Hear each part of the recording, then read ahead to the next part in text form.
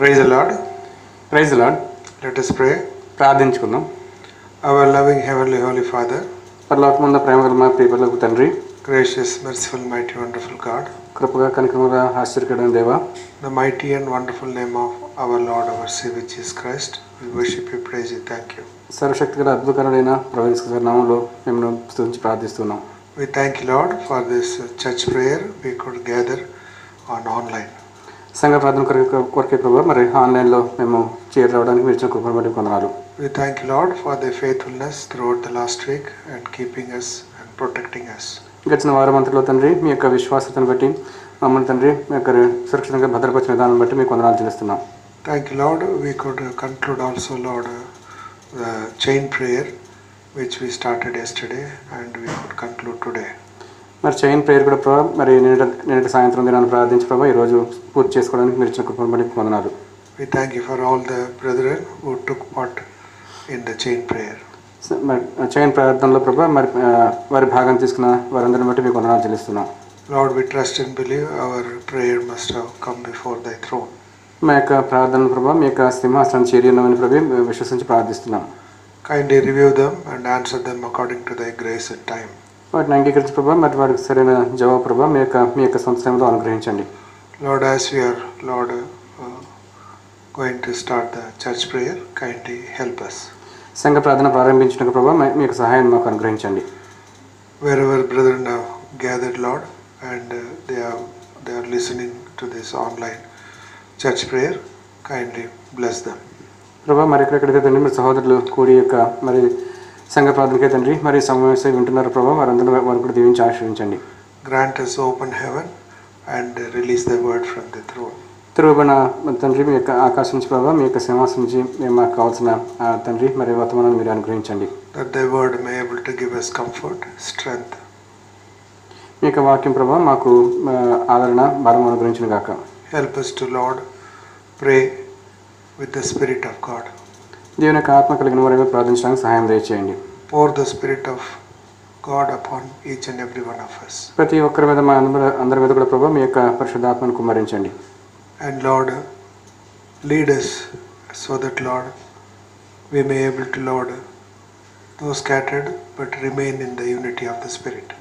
మరి వేరే వేరే ప్రదేశాల్లో మేము ఉన్నప్పటికీ ప్రభావ మరి వారి ఆత్మలో తండ్రి మేము ఏకత్వం కలిగి ఉండడానికి మీ కృపను అనుగ్రహించండి.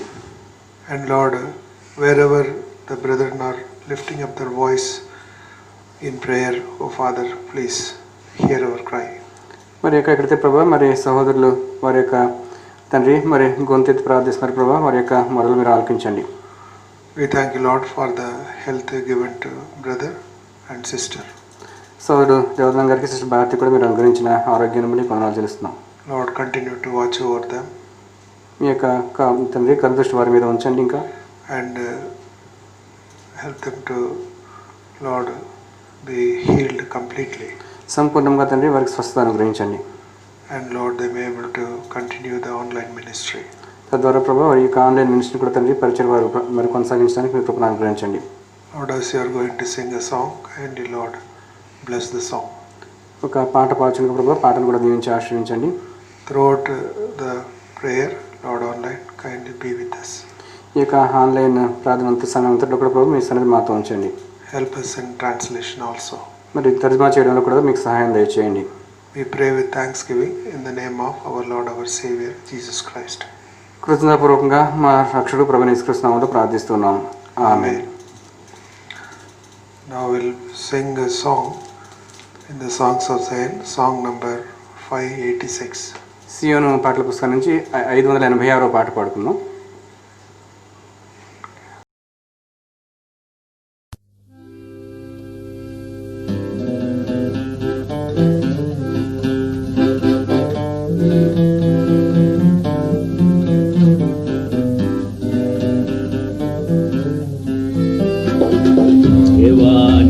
సన్నిధిలో నిలచి దీనులమై మొరపెట్టుచున్నాము, దీనులమై మొర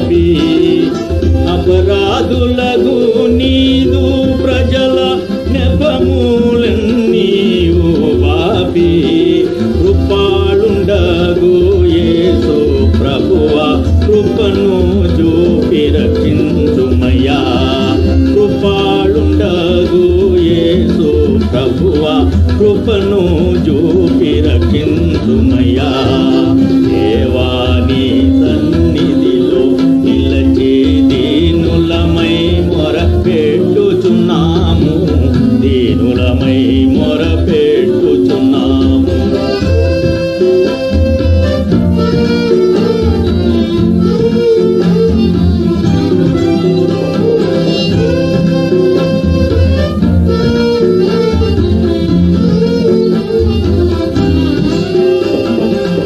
చేసియున్నాము నేరములెన్నో చేసిన మేలులను మరచి చేసియున్నాము నేరములెన్నో చేసిన మేలులను మరచి మోసములలో బడి ఉన్నాము యేసు ప్రభు జయము నిమ్ము మోసములలో బడి ఉన్నాము యేసు ప్రభు జయము నిమ్ము దేవాని సన్నిధిలో నిలచి దీనులమై మొరపెట్టుచున్నాము దీనులమై మొరపెట్టుచున్నాము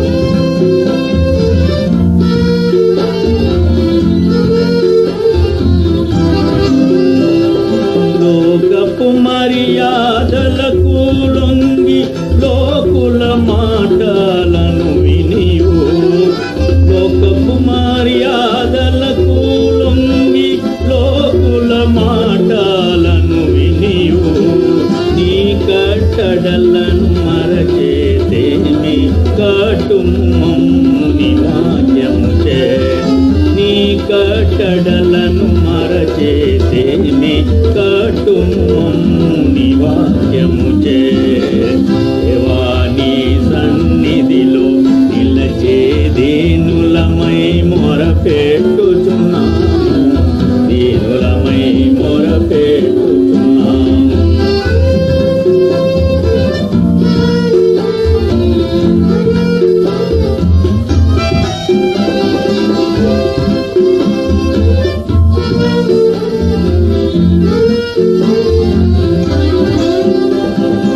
సహవాసములో మమ్ము నిలిపి సహనము మాకు నేర్పించి సహవాసములో మమ్ము నిలిపి సహనము మాకు నేర్పించి మహిమా పూర్ణుడ యేసు నిన్ను ఈ మహిలో చాటించుటకు మహిమా పూర్ణుడ యేసు నిన్ను ఈ మహిలో చాటించుటకు దేవాని సన్నిధిలో నిలచి దీనులమై మొరపెట్టుచున్నాము దీనులమై మొరపెట్టుచున్నాము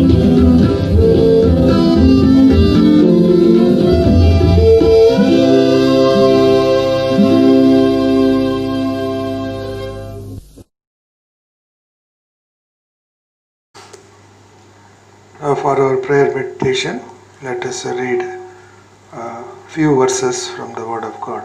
మరి ధ్యానం నిమిత్తమే కొన్ని మాటలు దేవుని యొక్క వాక్యాన్ని మనం చదువుకుందాం. Jeremiah ఇర్మియా గ్రంథం chapter 33, 33వ అధ్యాయం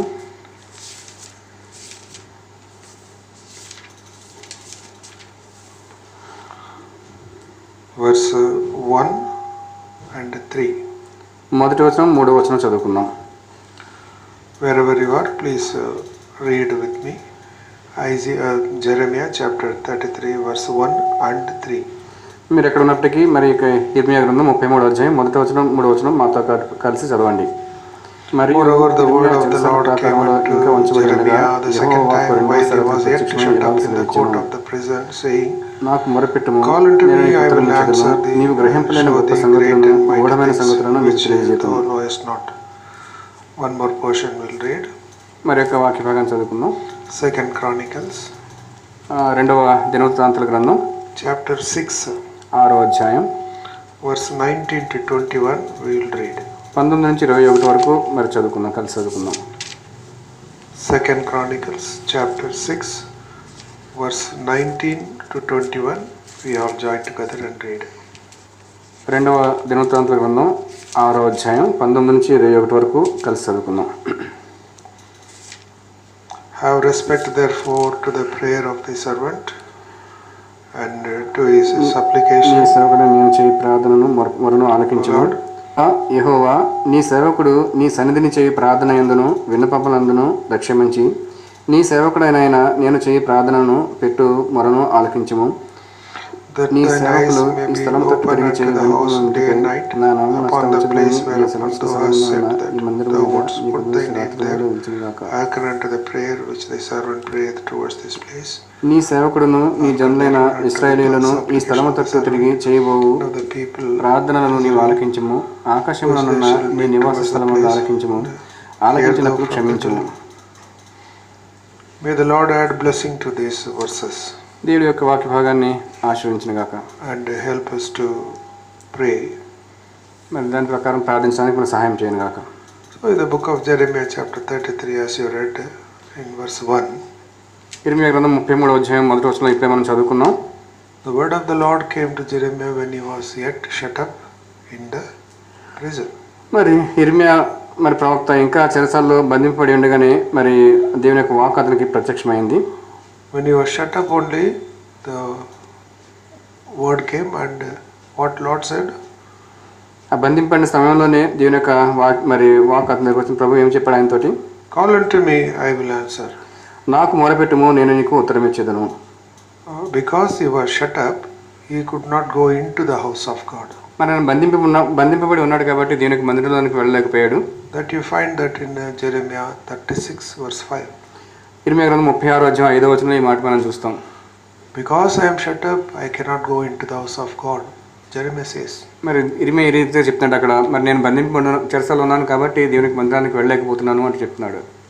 We are not like Jeremiah, we are not in prison. అయితే మనమైతే ఆ రీతిగా ఇర్మియాలాగా మరి చెరసాల్లో బంధింపబడలేము. But we are shut up. అయినప్పటికీ మన గృహాల్లోనే మనం బంధింపబడి ఉన్నాం. What situation was there at the time of Jeremiah? Now we are facing that we are shut up, we cannot go into the house of God. మరి ఇర్మియా దినాల్లో ఏ రీతిగా అయితే జరిగిందో అదే పరిస్థితి మనం ఇప్పుడు ఎదుర్కొంటున్నాం. దేవునికి మందిరానికి మనం వెళ్ళలేకపోతున్నాం. Though we are shut up, Lord says, call unto me, I will answer. మరి బంధింపడి ఉన్నప్పటికీ ప్రభు చెప్తున్నాడు, మరి నాకు మొరపెట్టుము, నేను నీకు ఉత్తరం ఇచ్చేదను అంటున్నాడు. So when we call, how the Lord answers and how we have to call, that's why we have taken the second portion, 2 Chronicles chapter 6. అయితే ఏ రీతిగా ఆయనకు మొరపెట్టాలి, ఏ రీతిగా దేవుడు మరి ఆలకిస్తాడు అనేది అర్థం చేసుకోవడానికి మనం రెండవ భాగాన్ని రెండవ దినవృత్తాంత గ్రంథంలో మనం చదువుకున్నాం. So here the word which you have seen here in verse 19. 19వ వచనంలో మరి ఈ రీతిగా మనం చదువుకున్నాం. Have respect therefore to the prayer of thy servant. దేవా యెహోవా నీ సేవకుడు నీ సన్నిధిని చేయి ప్రార్థన యందును విన్నపములను లక్ష్యముంచి. So here this is Solomon praying when he was dedicating the temple of the Lord in Jerusalem. మరి యెరూషలేములో దేవుని కొరకు నిర్మించిన మందిరాన్ని ప్రతిష్ఠించే సమయంలో సొలొమోను ఈ రీతిగా ప్రార్థిస్తున్నాడు. When he says have respect therefore, let us give the weightage to that word therefore. మరి ఇక్కడ దేర్ ఫోర్ అనే మాట మరి ఇక్కడ మన తెలుగు అయితే మనకు కనబడటం లేదు. కాబట్టి నీ సేవకుడు చేసే ప్రార్థన ఆలకించని మరి రాయబడినట్టుగా ఇంగ్లీష్లో మనం చూస్తున్నాం. Why is they put the word that have respect to therefore? మరి ఎందుచేత కాబట్టి ఇందు నిమిత్తము మరి నా యొక్క ప్రార్థన మంది లక్ష్యమించని ఎందుకంటున్నాడు ఆయన? If you read the previous verses in the same chapter, అదే అధ్యాయంలో ముందు ఉన్న వచనాలు మనం చదివినట్టయితే how he has built the temple of the Lord, ఏ రీతిగా దేవునికి మందిరాన్ని ఆయన మరి నిర్మించాడు, how Lord has fulfilled the promise which is given to his father King David, మరి తన తండ్రి అయిన దావీదు రాజుకి ఇచ్చిన వాగ్దానం ఏ రీతిగా దేవుడు నెరవేర్చాడు, and how the Lord enabled King Solomon to finish that work or to complete the temple of the Lord. ఈ రీతిగా మరి సొలొమోను ఆ యొక్క మందిర నిర్మాణం పూర్తి చేయడానికి దేవుడు తనకి మరి ఆ యొక్క మరి సామర్థ్యాన్ని అనుగ్రహించాడు. అది మనం చూస్తాం ముందు వాక్యాల్లో. And also you will find the word house of God, house of the Lord many times in this chapter 6. ఈ ఆరాధన అనేక చోట్ల మరి దేవుని యొక్క నివాసము అనే మాట మనం చూస్తాం. And also name, because your name is on that place, it is on that temple. Name also, the name of the Lord is there. అంతేకాకుండా ఆ ప్రదేశానికి ఆ మందిరానికి దేవుని యొక్క నామం మరి ఆయన ఇచ్చినట్టుగా కూడా మనం చూస్తాం. So I counted in English how many times the number of times the word house comes. House means house of God. It is around 16 times. మరి దేవుని యొక్క నివాసం అన్నమాట మరి ఎన్నిసార్లు వస్తుందని సహోదరుడు మరి లెక్క పెట్టినప్పుడు 16 సార్లు రాయబడినట్టుగా ఈ వాక్య భాగంలో ఆయన అకౌంట్ లెక్క పెట్టారు ఆయన.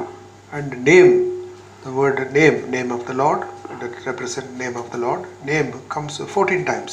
అదే రీతిగా మందిరానికి దేవుని యొక్క నామం అనే మాట మరి 14 సార్లు రాయబడినట్టుగా మరి లెక్కించారు సహోదరులు. So the important factor is the house of God and the name of the Lord which is upon the house. కాబట్టి మరి దేవుని యొక్క నివాసము అంతేకాకుండా మరి ఆ యొక్క మందిరం మీద ఆ యొక్క దేవుని యొక్క నామం కూడా దానికి ఉంచబడింది అనే మాటకు మనం చూస్తున్నాం. And also you find the word prayer and supplication. అంతేకాదు ప్రార్థనలు విజ్ఞాపనలు అనే మాట కూడా మనం చూస్తాం. So this is also, prayer is coming 14 times and supplication comes 6 times. మరి ప్రార్థన అనే మాట 14 సార్లు వస్తుంది, మరి విజ్ఞాపన అనే మాట 6 సార్లు వస్తుంది. So this is one of the main factors for the house of God. The reason for which the house of God is built is for the prayer and for supplication. మరి దేవుని యొక్క మందిరం ఎందుచేత నిర్మించబడింది, దాని యొక్క ఉద్దేశం ఏమిటంటే మరి ప్రార్థన విన్నపాలు చేయడానికే. So in verse 20, 20వ వచనంలో 2 Chronicles chapter 6 verse 20, that thine eyes may be open upon this house day and night. ఇక 2వ దినవృత్తాంతాల 6వ అధ్యాయం 20వ వచనంలో మనం చూస్తున్నాం. మరి నీవు సెలవిచ్చిన స్థలంలో ఈ మందిరం మీద నీ కనుదృష్టి రాత్రింబగళ్ళు నిల్చునుగాక. Why Solomon is requesting or praying that thy eyes may be open towards this place? ఎందుకు నీ కనుదృష్టి ఈ స్థలం మీద నిలిచి ఉండాలని ఎందుకు ప్రార్థిస్తున్నాడు సొలొమోను? That is to hear unto the prayer of the servant. మరి తన యొక్క సేవకులకు ప్రార్థన దేవుడు ఆలకించాలనే ఉద్దేశంతో. It is not only the servant, మరి ఆయన సేవకులు మాత్రమే కాదు, but all the people of Israel. ఇశ్రాయేలు ప్రజలందరూ కూడా. In verse 21 it is written, 21వ వచనంలో మాట మనం చూస్తున్నాం. Hearken therefore unto the supplications of thy servant and of thy people Israel.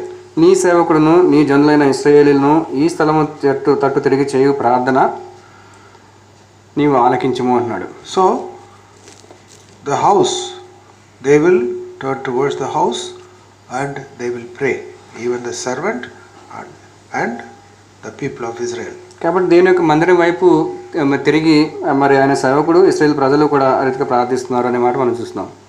House or the temple, if it is equal to church. దేవుని యొక్క నివాసం మందిరం, దాన్నే మరి చర్చ్ లేదా మందిరం అని అంటున్నాం మనం. We the believers are the house of God. విశ్వాసంగా మనమే దేవుని యొక్క మరి మందిరంగా నివాసంగా మనం ఉంటున్నాం. Hebrews chapter 3 verse 6. హెబ్రీయుల పత్రిక 3వ అధ్యాయం 6వ వచనం. Hebrews chapter 3 verse 6.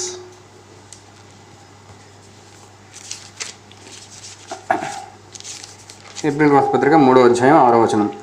అయితే క్రీస్తు కుమారుడై ఉండి ఆయన ఇంటి మీద నమ్మకముగా ఉన్నాడు. ధైర్యమును నిరీక్షణ వలన ఉత్సాహమును తుదమట్టుకు స్థిరముగా చీపట్టినడల మనమే ఆయన ఇల్లు. Christ as a son over his own house, whose house are we?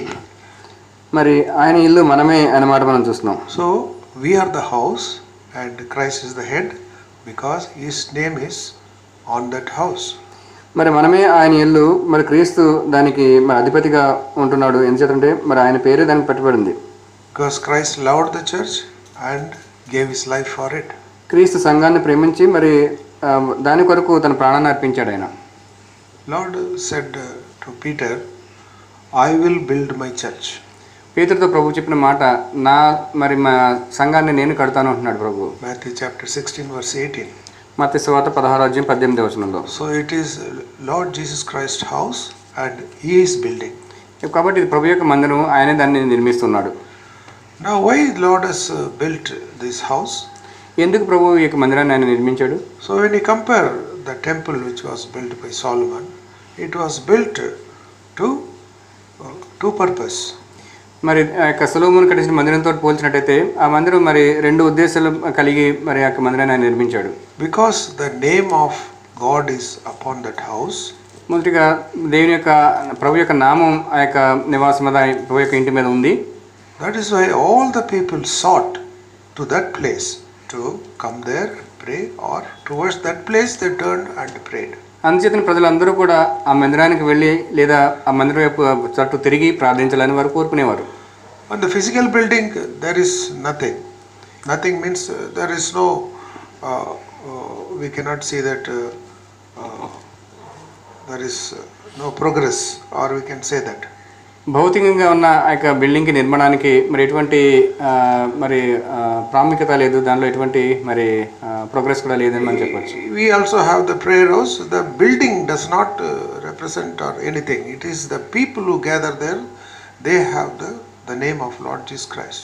మనం కూడా మరి మందిరానికి వెళ్తున్నాం. అయితే మందిరం అక్కడ భౌతికంగా ఉన్న మందిరం నిర్మాణానికి ఎటువంటి ప్రాముఖ్యత లేదు, కానీ ఎవరైతే మరి సంఘానికి వెళ్తున్నామో మనమే మరి ఆయన యొక్క మందిరంగా లేదా ఆయన సంఘం మనం ఉంటున్నాం. The name of the Lord which is upon the temple, that gives the weightage. దేవుని యొక్క నామం ఏదైతే మందిరానికి పెట్టబడిందో మరి దానికి ఎక్కువ ప్రాధాన్యత అధికత కలిగి ఉంటుంది. We have standing before God. It is because the name of Lord Jesus Christ is upon us. మనం దేవుని ఎదుట మరి ఎందుకు నిలబడి ఉన్నామంటే మరి ఆయన యొక్క పేరు మనకి పెట్టబడింది కాబట్టి. In those days when the church operated, they operated only upon the name of Lord Jesus Christ. మరి ఆ రోజుల్లో మరి ఆ యొక్క సంఘం అనేది మరి ప్రభు యొక్క నామాన్ని బట్టి దీని యొక్క నామాన్ని బట్టి అది మరి దానిలో ప్రార్థనలు అవి జరుగుతుండేవి. You see the whole book of Acts very carefully. అపోస్తలుల కార్యాలంతా కూడా మనం జాగ్రత్తగా మనం చదివినట్టయితే the preaching was done in the name of the Lord. అక్కడ ఏదైతే మరి వాక్యం బోధింపబడిందో అదంతా కూడా దేవుని యొక్క నామంలోనే బోధింపబడేది. The healing was done in the name of the Lord. అక్కడ జరిగే స్వస్థత కూడా దేవుని యొక్క నామంలోనే స్వస్థత జరిగేది. The people of God suffered for the name of the Lord. మరి దేవుని ప్రజలు ఎవరైతే హింసింపబడ్డారో వారు కూడా మరి దేవుని యొక్క నామానికి కొరకే వారు హింసింపబడ్డారు. In the name of the Lord only salvation. మరి ప్రభు యొక్క నామంలో మాత్రమే రక్షణ ఉంది. In the name of the Lord they cast out the evil spirits. దేవుని యొక్క నామంలో ప్రభు యొక్క నామంలో మాత్రమే వారు మరి అపవిత్రాత్మలైన దయ్యాలను వెళ్ళగొట్టారు. So you find that always because of the name of Lord Jesus Christ the church could operate. కాబట్టి మనం గమనించినట్లయితే దేవుని యొక్క నామాన్ని బట్టి మరి సంఘము ఈ పనులను కూడా చేయగలిగింది. So as the body of Christ, as the house of God, we have the ministry and also the vocation. మరి క్రీస్తు యొక్క శరీరంగా మరి సంఘం అనే శరీరంగా మరి మనము we have the ministry, the work towards the పరిచర్య మనం కలిగి ఉంటున్నాం.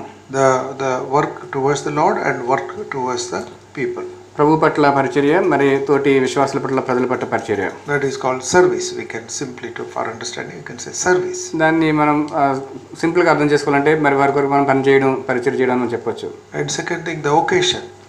రెండవది మరి సందర్భం. The calling. Calling means a particular the Lord's work for particular people and that work for that particular time. ప్రభు యొక్క పని మరి ప్రత్యేకమైన కొంతమందికి ప్రత్యేకమైన సమయం అని కూడా మనం చూస్తాం. That is the calling of a specific people or a group of people for a certain purpose for certain time. కొంతమంది ప్రత్యేకించబడిన వారిని మరి కొన్ని ప్రత్యేకమైన పనులు చేయడానికి ప్రత్యేకమైన సమయాల్లో పిలువబడిన వారు, అటువంటి వారిని పిలువబడిన వారే పని చేసేవారుగా మనం చూస్తున్నాం. These two work has to go forward means prayer is the must. ఈ పనులు రీతిగా మరి ముందు కొనసాగాలంటే మరి ప్రార్థన దానికి ఎంతో అవసరమై ఉంటుంది. Because through the prayer only, prayer of the church only, the prayer of the house only can forward or bring down the goodness of God to all the people. మరి సంఘ ప్రార్థన ద్వారా మాత్రమే దీని యొక్క మంచితనాన్ని ప్రజలందరికీ కూడా అది మరి తీసుకురాగలుగుతుంది.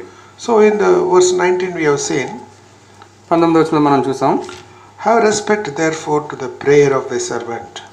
నీ సేవకుడు నీ సన్నిధి చేయి ప్రార్థనయందు వినపనందు లక్ష్యం ఉంచి అన్నమాట మనం చూస్తాం. So prayer means asking, calling upon the Lord. Call unto me, Lord said. That is prayer. ప్రార్థన అంటే మరి దేవుని అడగడం, నా నామములో అడగండి అని ప్రభు అంటున్నాడు, అదే ప్రార్థన. And second thing, unto his supplication.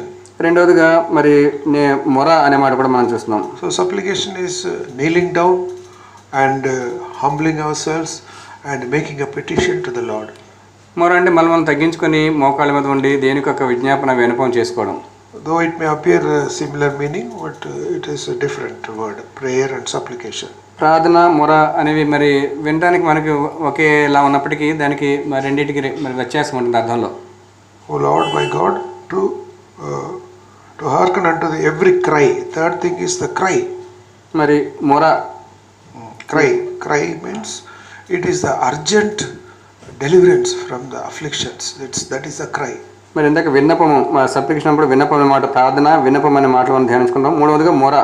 When the children of Israel were tormented or they were put into task in Israel, their cry came to the throne of God. Before God it went. Israel ప్రజలు వారు బానిసత్వంలో వారు ఎంతో హింసించబడినప్పుడు వారి యొక్క మొర దేవుని యొక్క సన్నిధిని ఆయన సింహాసనాన్ని చేరింది అనే మాట మనం చూస్తాం. So the cry is a type of prayer for the immediate deliverance. We are suffering, we have to get deliverance from the Lord. మొర అనే మాట మరి ఎంతో శ్రమ పడుతున్నాం, వెంటనే మాకు విడుదల కావాలని అని దేవుణ్ణి ప్రార్థించడం, మొరపెట్టడం, విన్నపాలు చేయడం. So here you find the three things: prayer, supplication and cry. కాబట్టి మూడు మాటలు మనం చూస్తున్నాం, ప్రార్థన, విన్నపము, మొర అనేవి. And here in verse 28, 28వ వచనంలో we find that one word in the last line in English it is written, sore or whatsoever sickness there be, it is written, sore or sickness. Verse 28, same chapter 28. 28వ వచనంలో కరువు కానీ తెగులు కానీ అనే మాట మనం చూస్తున్నాం. So you find that the sore means, the other meaning for sore is the plague. మరి ఇంగ్లీష్లో సోర్ అని రావండి, దానికి మరొక మాట చెప్పాలంటే మరొక ప్లేగ్, ఒక మరి అంటు రోగం అనొచ్చా? Now we have that plague, no? అంటు రోగం, అది మనం ఇప్పుడు మనం కరోనా ఉంటుందో అట్లా అంటు రోగం అని మనం చెప్పొచ్చు. Egyptians they face 10 types of plague. మరి ఐగుప్తులకి 10 రకాలైన తెగుళ్ళు వారికి వచ్చినాయి. But we have only one. Just now it has come. I mean, just about 4-5 months back it has come. So you see the damage. అయితే ఒకటే తెగులు వచ్చింది, 4-5 నెలల నుంచి అది వచ్చినప్పుడు మరి ఎంత ప్రమాదం అందరికీ సంభవిస్తుందో మనం చూస్తున్నాం, ఎంత నాశనం చేస్తుందో మనం చూస్తున్నాం. So when we are having the sore or the plague, or if you are having the sickness because of that sore or the plague, then what prayer, verse 29, then what prayer or what supplication soever shall be made of any man. మరి ఈ రీతిగా కరువు కానీ తెగులు కానీ రోగం కానీ వచ్చినప్పుడు ఇటువంటి విజ్ఞాపన ప్రార్థన చేయాలి ఎవరైనా కూడా. ఇక్కడ చూస్తున్నాం 29వ వచనంలో, or of all thy people Israel. మరి ఇశ్రాయేలులకు నీ జనులందరూ కలిసి అనే మాట మనం చూస్తాం. So when it comes to all thy people means that is praying together, that we can call it as the church prayer. మరి ప్రజలందరూ కలిసి అనే మాట మనం చూస్తున్నాం, దీన్నే మనం సంఘ ప్రార్థన అని కూడా మనం చెప్పొచ్చు. And when everyone shall know his own sore and his own grief and spread forth his hands in this house.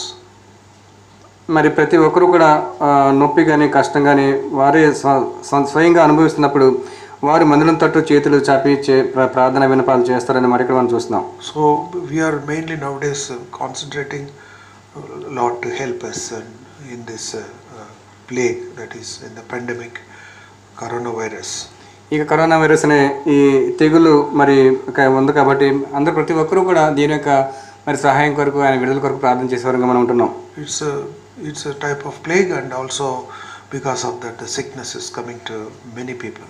ఇది ఒక రకమైన తెగులుది, అనేక మందికి, చాలా మందికి మరి యొక్క అనారోగ్యం కలుగుతుంది దీనివల్ల. So if we join together and pray, Lord will definitely hear our prayer. కాబట్టి జనులందరూ మనం అందరం కూడా కలిసి ప్రార్థించినట్లయితే తప్పక దేవుడు ప్రార్థన ఆలకిస్తాడు. That's why we see in the next chapter 7, 2 Chronicles chapter 7 verse 14.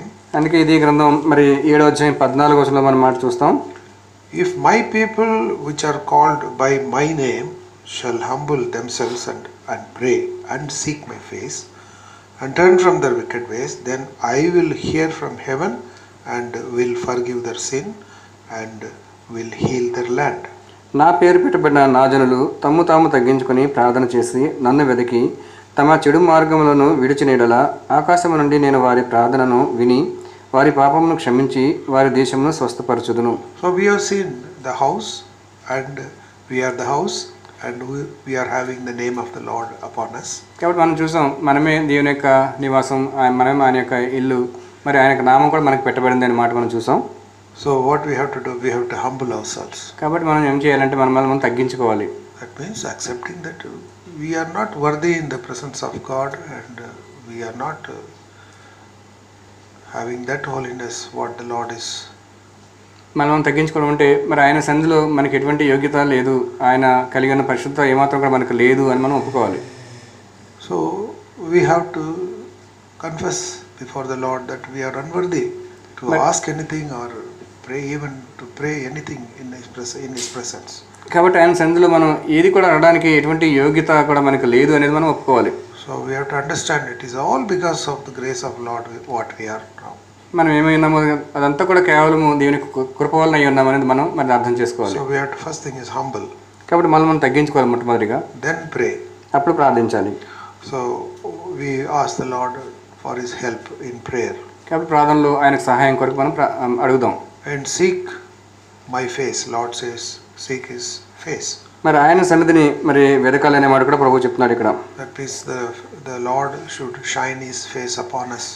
దాని అర్థం మరి ఆయన యొక్క సన్నిధి కాంతి మన మీద ప్రసరించాలి అనేది. That means Lord to turn towards our side and look upon us and hear our cry. దాని అర్థం మన తట్టు ఆయన తిరిగి మరి ఆయన దృష్టి మన మీద ఉంచి మన మొరలు వినపాలు ఆయన మరి వినాలి అనేది. So we have to look unto the Lord and cry unto Him. కాబట్టి దేవుని వైపు, ప్రభు వైపు చూసి మరి మనం మొరపెట్టాలి. And turn from their wicked ways. మరి తమ చెడు మార్గంలోనే విడిచినేయాలి అనేటువంటి మనం చూస్తున్నాం. We most of the time we won't know how wicked we are. చాలాసార్లు మనం ఎంత చెడు మనలో ఉందో అది మనకే తెలియదు. Somebody has to tell. మరి వేరే వారు చెప్పాల్సి వస్తుంది. మన If they tell and we get offended.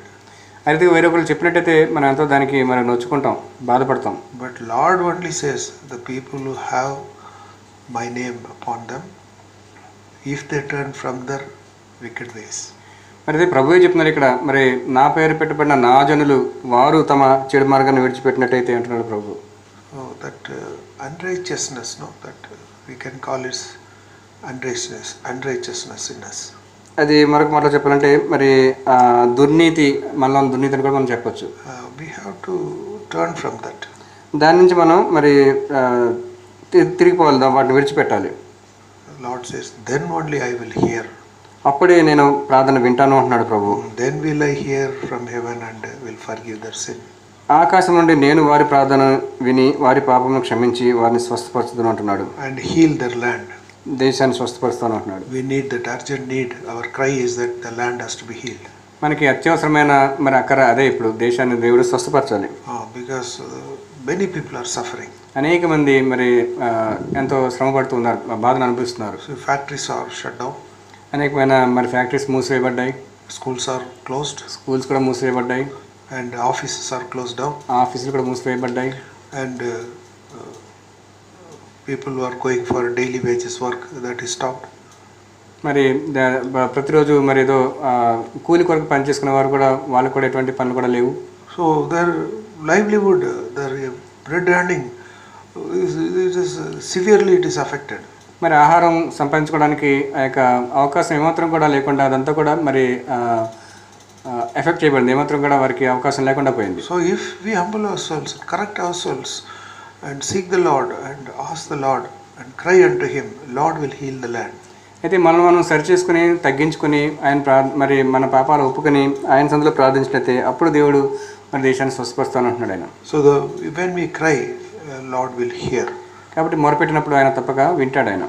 So if you want the deliverance from the sore or the sickness, కాబట్టి తెగుల నుంచి కానీ అనారోగ్యం నుంచి కానీ మనకి మరి విడుదల కావాలనుకుంటే, now we are shut up. That means the house of God is closed. If the house of God has to be opened, మరి మనం బంధింపడి ఉన్నాం లేదా దేవుని యొక్క మందిరం కూడా మూసివేయబడింది, అది కూడా తిరిగి తెరవబడాలంటే, so we have to cry unto the Lord. We have to humble ourselves and cry.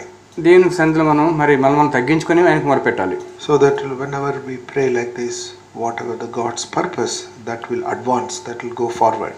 కాబట్టి ఎప్పుడైతే ఈ రీతిగా మనం ప్రార్థించే వారికి ఉంటామో అప్పుడు దేవుని యొక్క ఉద్దేశం మన పట్ల ఏది ఉంటుందో అది ఇంకా ముందుకు కొనసాగుతుంది. So if you throughout the 2 Chronicle chapter 6, throughout this chapter if you read, you can find that the Lord hears the prayer. కాబట్టి 2వ దినవృత్తాంతగ్రంథం 6వ అధ్యాయం అంతా కూడా చదివినట్టయితే దేవుడు ప్రార్థన ఆలకిస్తాడన్నమాట పదే పదే మనం చూస్తాం. And He forgives us. అంతేకాదు ఆయన మనల్ని క్షమిస్తాడనే మాట కూడా మనం చూస్తున్నాం. He heals us. మనకి మరి స్వస్థపరుస్తాడనే మాట కూడా. and also He delivers us. అంతేకాదు మనల్ని విడుదల అనుగ్రహిస్తాడని కూడా.